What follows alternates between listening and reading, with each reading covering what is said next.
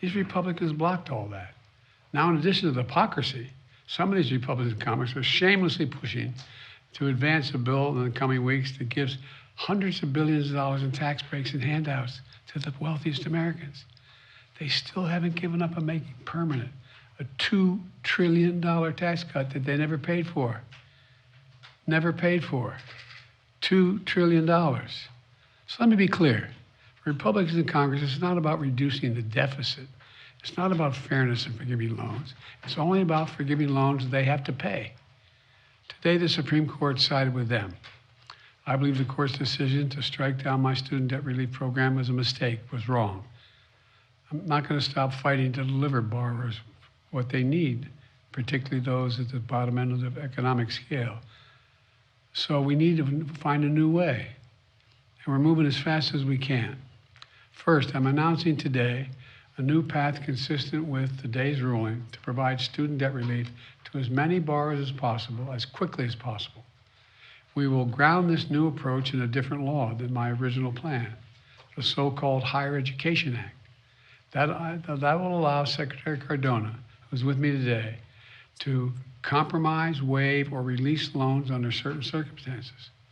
This new path is legally sound. It's going to take longer, but in my view, it's the best path that remains to providing for as many borrowers as possible with debt relief. I've directed my team to move as quickly as possible under the law. Just moments ago, Secretary Cardona took the first step to initiate that new approach.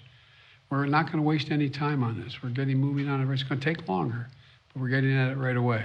Second, we know what many borrowers will need to make their hard choices, which their budgets are being strained now when they start to repay their monthly loan payments this fall.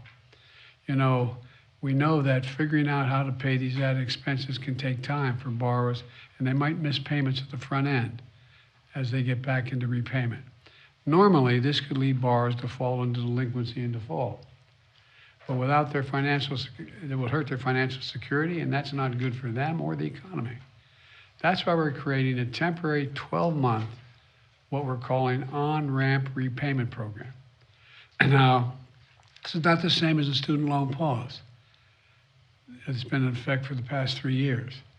Monthly payments will be due. Bills will not go out, and interest will be accruing. And during this period, if you can pay your monthly bills, you should. But if you cannot, if you miss payments, this on-ramp will temporarily remove the threat of default or having your credit harmed, which can hurt borrowers for years to come.